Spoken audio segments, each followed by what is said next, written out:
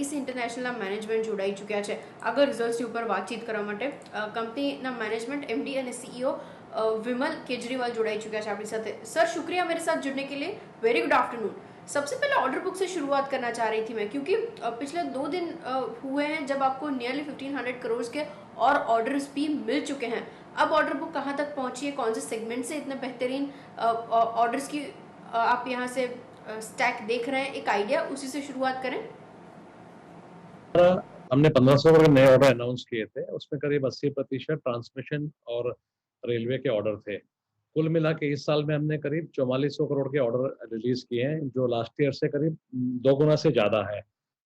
और overall order book देखें आज की तारीख में तो करीब 20,400 करोड़ की ऑर्डर बुक है हमारी और 6,000 करोड़ के L1 है, तो मिला के करीब 26,000 करोड़ के हमारे पास मतलब विजिबिलिटी है आगे के लिए। और नंबर्स में वैसे सेगमेंट वाइज देखें तो ट्रांसमिशन में 60% के आसपास है, फिर रेलवे और सिविल है और बाद में बाकी केबल्स वगैरह हैं। तो सभी सेक्टर्स के अंदर हमारे पास ऑर्डर बुक की अच्छी विजिबिलिटी है। Okay, agreed sir. अच्छा, एक चीज़ जो मुझे और समझनी थी इन टर्म्स ऑफ मार्जिन्स, क्योंकि मार्जिन्स थोड़े इम्पैक्टेड दिख रहे हैं पिछले साल के मुकाबले।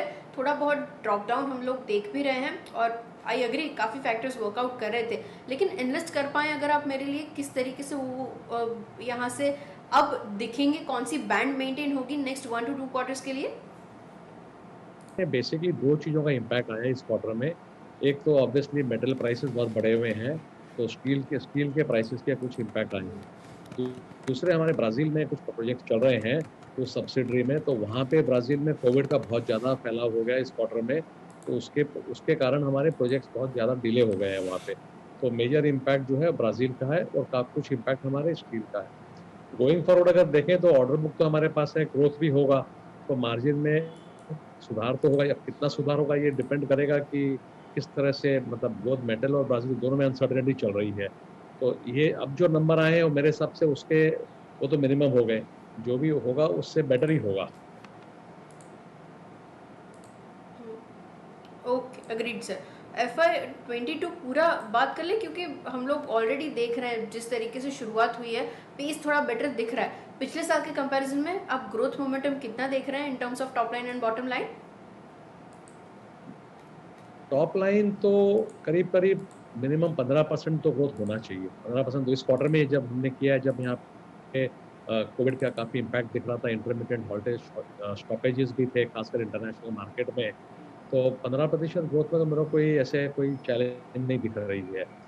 मार्जिन में जहाँ तक, जैसे मैंने पहले कहा कि मार्जिन में क्या होगा वो डिपेंड करेगा आगे मेटल प्राइसेस कैसे बिहेव कर रही है और ब्राज़ील में क्या होता है। बट मेरे हिसाब से जो आज की तारीख में मार्जिन है उससे उससे कम तो होने का चांस नहीं है। पिछले बार हमारा करीब 8% के आसपास मार्जिन था। हमारी कोशिश ये है कि हम वहाँ तक फिर पहुँचे। Okay, agreed sir. अच्छा, एक बाइफरकेशन मुझे समझना था sir in terms of foreign markets versus domestic markets. Traction किस सेगमेंट में सबसे ज़्यादा फॉरेन मार्केट्स में आप विटनेस कर रहे हैं, एक आइडिया अगर आप मुझे दे पाएँ। बिजनेस है ना, जो सिविल और रेलवे है वो तो इंडिया में चलते हैं और T&D है वो इंटरनेशनल में। T&D में अगर आप देखेंगे तो 30% इंडिया में, 70% बाहर है। और मेजर ट्रैक्शन अगर आप देखेंगे तो आज की तारीख में मेनली मिडिल ईस्ट में बहुत ट्रैक्शन हो रहा है, चाहे अबू धाबी हो, चाहे दुबई हो, चाहे ओमान हो, चाहे सऊदी हो। मतलब तेल के भाव जो स्टडी हो गए हैं $74-75 पे, उसके कारण काफ़ी वहाँ पे इन्वेस्टमेंट दिख रहा है हमारे, खासकर सऊदी और अबू धाबी में, जो कई सालों से हम देख रहे थे कि ज़्यादा इन्वेस्टमेंट नहीं हो रहा है। ऑलरेडी हमने एक ऑर्डर अबू धाबी में अनाउंस कर दिया। बिटवीन अबू धाबी और सऊदी हमारे कम से कम आई थिंक 1000 करोड़ के ऊपर हमारे L1 मार्केट में है। सो आई थिंक उस मार्केट में बहुत दिख रहे हैं और काफ़ी सारा हमको दिखेगा बांग्लादेश वगैरह में, आसपास के कंट्री में। बांग्लादेश है, नेपाल है, सार्क में। तो ये दो रीजन दिख रहे हैं मेरे को, एक तो सार्क रीजन दिख रहा है और एक हमारा मिडिल ईस्ट दिख रहा है। Okay, agreed sir. अच्छा, आखिरी चीज़ जो मुझे समझनी थी इन टर्म्स ऑफ सब कॉन्ट्रैक्टर कॉस्ट काफ़ी बढ़ चुके थे पिछले क्वार्टर में भी हम लोग बातचीत कर रहे थे, उसकी वजह से मार्जिन थोड़े अफेक्टेड थे। स्टेबलाइज होने में कितना टाइम आप यहाँ से देख रहे हैं, या फिर थोड़ी बहुत चीज़ें ऑलरेडी इंप्रूव होनी शुरू हो चुकी हैं? सब कॉन्ट्रैक्टिंग कॉस्ट में क्या होता है ना, ये डिपेंड करता है कि आप कॉन्ट्रैक्ट किस तरीके से देते हैं। अगर आप मटेरियल के साथ कॉन्ट्रैक्ट देंगे तो मटेरियल कॉस्ट भी सब कॉन्ट्रैक्टिंग कॉस्ट में चला जाता है। तो वो थोड़ा-सा ऊपर-नीचे होता रहता है और इस क्वार्टर में खासकर क्या हुआ था कि बिकॉज़ मेटल प्राइसेस बहुत ज़्यादा थे, तो हमने सप्लाई पे कम काम किया और कंस्ट्रक्शन में ज़्यादा काम किया। अगर आप मेरा कंस्ट्रक्शन का रेवेन्यू देखें, तो कम से कम जो नॉर्मली 30-35% होता है, इस क्वार्टर में 42% था। तो उसके कारण सब कॉन्ट्रैक्टिंग ज़्यादा दिखता है अपने को और मटेरियल में कम फ़र्क दिखेगा आपको।